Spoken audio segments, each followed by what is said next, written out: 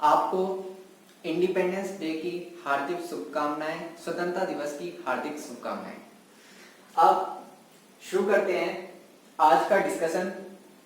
सबसे पहले एक थॉट के साथ, होप बट नेवर एक्सपेक्ट। अब कुछ लोगों को लग रहा होगा कि होप और एक्सपेक्ट दोनों का मतलब एक ही तो है, आशा, किसी चीज की आशा करना।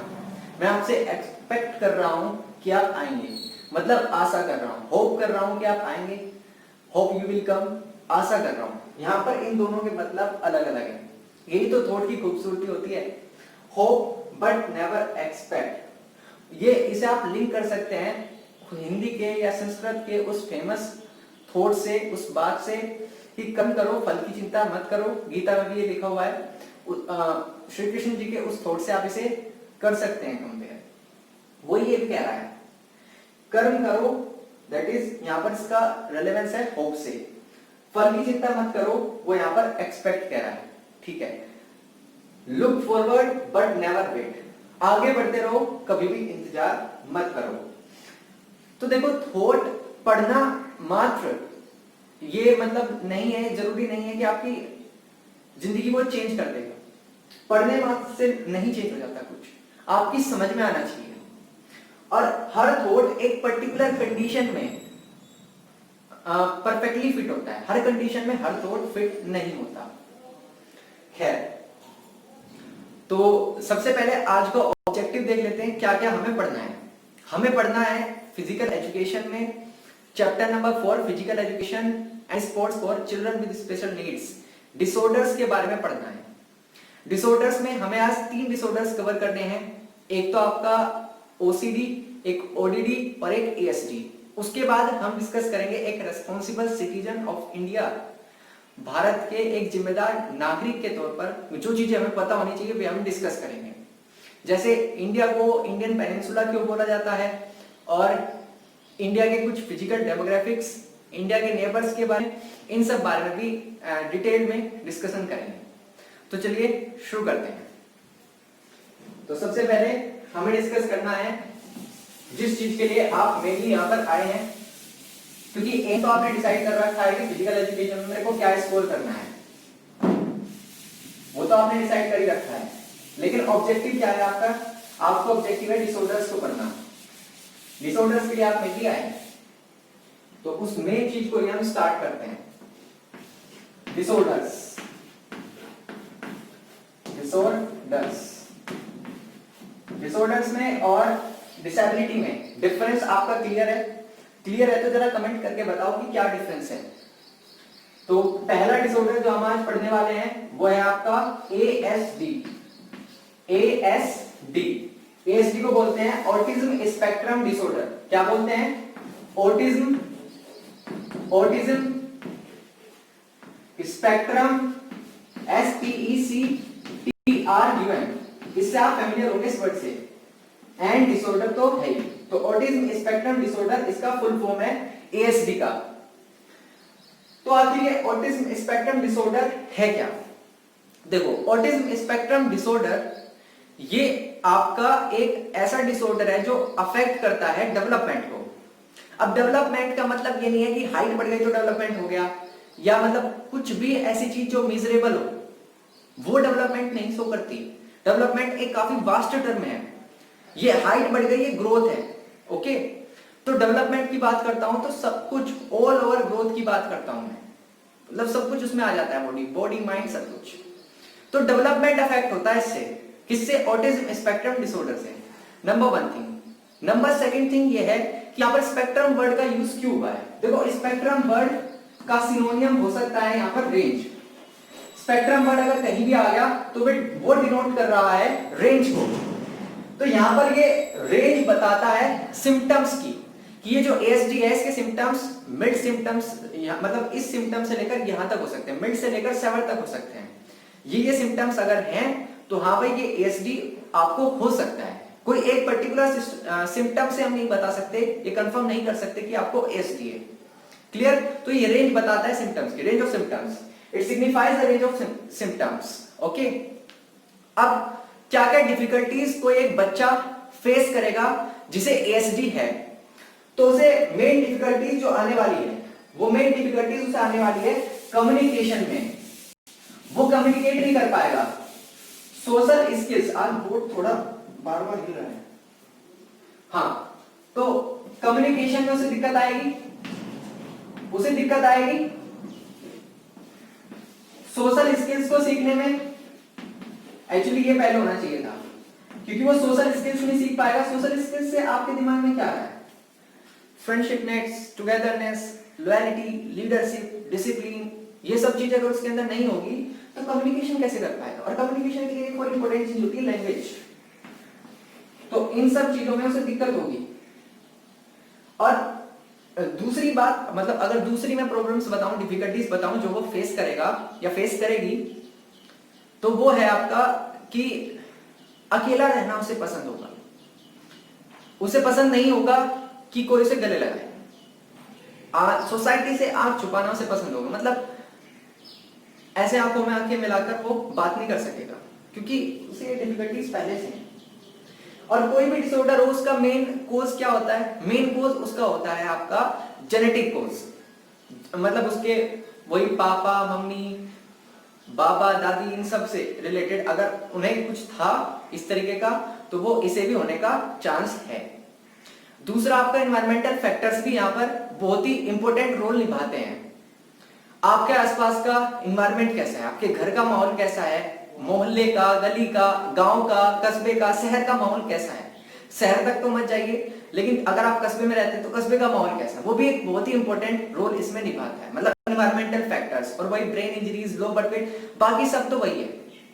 तो पहले जो 2 डिसऑर्डर्स डिस्कस किया उसमें बताया था कि सभी डिसऑर्डर्स के कारण तो यही है सिंपली, क्योंकि इसका इन डिसऑर्डर्स का कोई एक पर्टिकुलर कारण नहीं होता, बहुत सारे फैक्टर्स मिलकर रेस्पॉन्सिबल होते हैं इस डिसऑर्डर के लिए या किसी भी डिसऑर्डर के लिए। तो कोई एक मेन कारण नहीं हो सकता।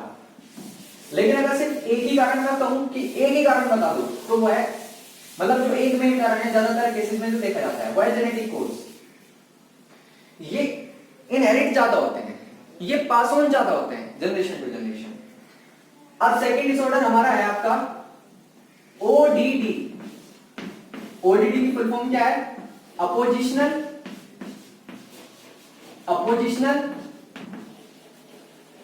डेफिएंट, अपोजिशनल डेफिएंट, और लास्ट में तो है डिसऑर्डर। अपोजिशनल डेफिएंट डिसऑर्डर, ये ओडीडी की फुल फॉर्म है। देखो, अपोजिशनल डेफिएंट डिसऑर्डर एक बिहेवियरल डिसऑर्डर्स है, मतलब एक बिहेवियरल डिसऑर्डर का पार्ट है, आपके बिहेवियर से रिलेटेड है।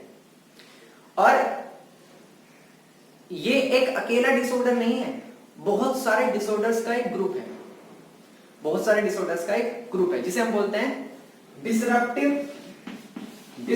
Behaviour disorder. डिसरप्टिव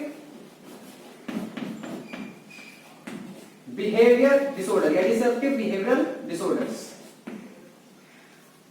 तो ओडीडी एक अकेला डिसऑर्डर नहीं है, एक सेट है बिहेवियरल डिसऑर्डर्स का, और उन बिहेवियरल डिसऑर्डर्स को हम बोलते हैं अपोजिशनल डेफिएंट डिसऑर्डर।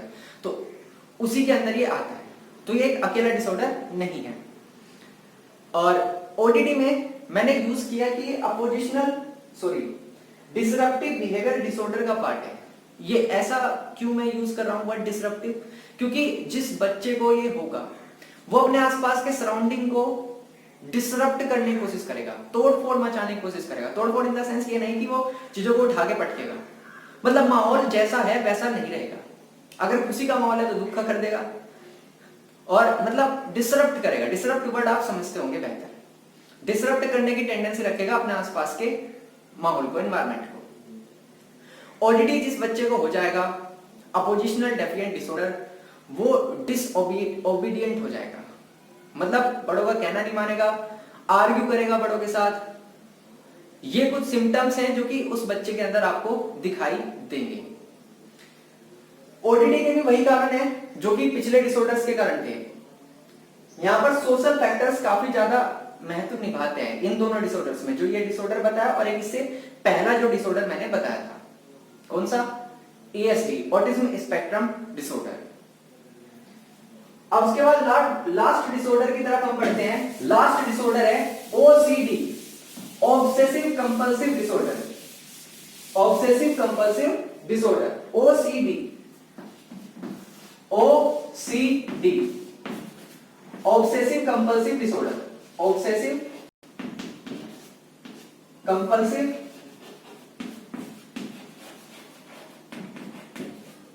And disorder. देखो इसमें दो चीजें हैं, ऑब्सेशंस एंड कंपल्शंस। क्या है ऑब्सेशंस एंड कंपल्शंस? ऑब्सेशंस क्या है? जो डिस्टर्बिंग थॉट्स दिमाग में आते हैं उन्हें बोलते हैं ऑब्सेशंस। और जो पिछले 4 डिसऑर्डर्स पढ़े हैं वो जो है बच्चों को अफेक्ट करते हैं ज्यादातर, बच्चे उसमें वल्नरेबल हैं, लेकिन इसके लिए सब वल्नरेबल है, ये किसी को भी हो सकता है। मतलब वल्नरेबल कैटेगरी में मैं भी हूं, आप भी हैं, आपके छोटे भाई बहन बड़े सब इसके लिए वल्नरेबल हैं। ऑब्सेशंस होते हैं जो डिस्टर्बिंग थॉट्स दिमाग में आते हैं, और कंपल्शंस होते हैं जो रिचुअल्स हम परफॉर्म करते हैं उन्हें दबाने के लिए, कंप्रेस करने के लिए, डिस्टर्बिंग थॉट्स को दूर करने के लिए हम बार बार चीजों को रिपीट करते हैं। So compulsions are what? The rituals which we will perform to compensate, किसे कंपनसेट करने के लिए? कंपनसेट करने के लिए उन डिस्टर्बिंग थॉट्स को, जिन्हें हम बोलते हैं ऑब्सेशंस। ओके, अब थोड़ा सा डिस्टर्बेंस हो रहा है, कोई बात नहीं। तो ऑब्सेसिव कंपल्सिव डिसऑर्डर में अब हम ऑब्सेशंस के बारे में पढ़ते हैं कि वे कौन कौन से ऑब्सेशंस होते हैं। मेन ऑब्सेशंस जो यहां पर हमें देखने को मिलते हैं वो देखने को मिलते हैं कि चीजों को परफेक्ट करने की एक धुन दिमाग में रहेगी। मान लो अगर चद्दर भी, बेड की चद्दर में अगर थोड़ी सी सलवट भी आ गई, थोड़ी सी इधर उधर फोल्ड भी हो गई, तो उसे भी बंदा या बंदी ठीक करेगी। बार बार, चाहे 10 बार, 20 बार, 50 बार, कितनी बार करनी पड़े। मतलब चीजों को परफेक्ट, अगर बुक ऐसे रखी हुई है और बुक अगर थोड़ी सी ऐसे टिल्ट हो गई, टेढ़ी हो, उसे सीधा करना है। हर चीज परफेक्ट होनी चाहिए। परफेक्शन जरूरी है, लेकिन इतना भी नहीं जितना इस डिसऑर्डर में हो जाता है। तो एक बहुत ही स्ट्रॉन्ग फोर्स आता है चीजों को परफेक्ट करने का। तो ये पहला ऑब्सेशन हो गया कि हर चीज में परफेक्शन ढूंढने लगते हैं। नंबर सेकंड हो गया फियर, डर लगता है कि कंटेमिनेट ना हो जाए जर्म से। अब वैसे के तो सबको लगता है फिलहाल, बट नॉर्मल टाइम्स की बात कर रहा हूं, जब से कोविड-19 आया तब से तो सबको ही लगता है कंटेमिनेशन। कंटेमिनेशन, ये थॉट्स ऐसे ही तो हैं जो हमें डराते हैं और डरा करके फिर हमें रिचुअल्स परफॉर्म कराते हैं। एक्सेसिव डाउट, किसी पर हो जाना या किसी पर ना होना अपने आप पर, कि मैं क्या कमरे की कुंडी लगा के आया या आई, क्या मैं किताब में पेन रख दिया, क्या मैंने ये कर दिया वो कर दिया, इन चीजों पर भी डाउट्स होने लगते हैं। भले ही आपने परफेक्टली से चेक किया हो वहां पर, लेकिन फिर भी डाउट। तो बहुत सारे ऑब्सेशंस इसमें आते हैं। कंपल्शंस जो हम परफॉर्म करते हैं, लगातार प्रे करते रहेंगे क्योंकि डर लग रहा होता है कि भगवान कुछ गलत ना हो जाए, कुछ गलत ना हो जाए, प्लीज प्लीज प्लीज, मतलब कांस्टेंट प्रेइंग करते रहेंगे, कुछ स्पेसिफिक वर्ड्स रिपीट करते रहेंगे। अच्छा एक बात बता दूं कि सिम्टम्स कुछ सिम्टम्स, एक आध सिम्टम्स आप में, मुझ में भी हो सकता है। जैसे फॉर एग्जांपल मैंने बोला कि स्पेसिफिक वर्ड्स रिपीट करते रहेंगे, ऐसे बहुत सारे लोग हैं जो कुछ स्पेसिफिक वर्ड्स रिपीट करते हैं। अगर आप उनसे कुछ कम्युनिकेशन कर रहे हैं तो आप उन्हें फील, उस बात को फील भी कर पाएंगे। फॉर एग्जांपल कुछ दिनों पहले ऑब्वियसली बोलने लगा था मैं बात पे, कोई कहेगा भाई मानने की बात है, भाई मानने की बात है, भाई सुन रहा है, भाई सुन रहा है, मतलब रिपीट करते रहेंगे कुछ चीज को, तो ये आदत हो जाती है। इसका मतलब ये नहीं है कि अगर आप स्पेसिफिक वर्ड्स को रिपीट कर रहे हैं तो आपको ये ओसीडी है, ऐसा नहीं है। खाली एक सिम्टम से डिसाइड नहीं हो सकता। ओके, तो ऐसा भी मत सोच लेना। अब बढ़ते हैं हम इंडिया के बारे में जानने के लिए आगे। क्योंकि अगर कोई पूछे, कोई छोटा बच्चा, बड़ा, या कोई भी पूछ ले, या कोई पूछे भी ना, खुद जिस देश में मैं रह रहा हूं उसके बारे में मुझे पता तो होना चाहिए। खैर, आपने सुना होगा इंडियन पेनिनसुला वर्ड। क्या सुना होगा? Indian peninsula.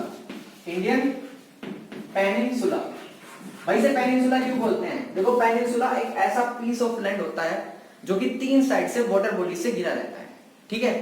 तो इंडिया वाला जो रीजन है वो 3 साइड से वाटर बॉडीज से घिरा हुआ है। कैसे? ये हमारा प्यारा भारत है भाई, देख मैप वगैरह मेरी थोड़ी ड्राइंग बेकार है, मैं बताऊंगा। मेरा प्यारा भारत ये इंडिया, इंडिया के ईस्ट में क्या है? बे ऑफ बंगाल, बीओबी। इंडिया के वेस्ट में कौन है? अरेबियन सी। और इंडिया के साउथ में इंडियन ओशन। तो 3 साइड से घिरा हुआ है ना वाटर बॉडी से, तो इसलिए इंडियन पेनिनसुला बोलता हूं।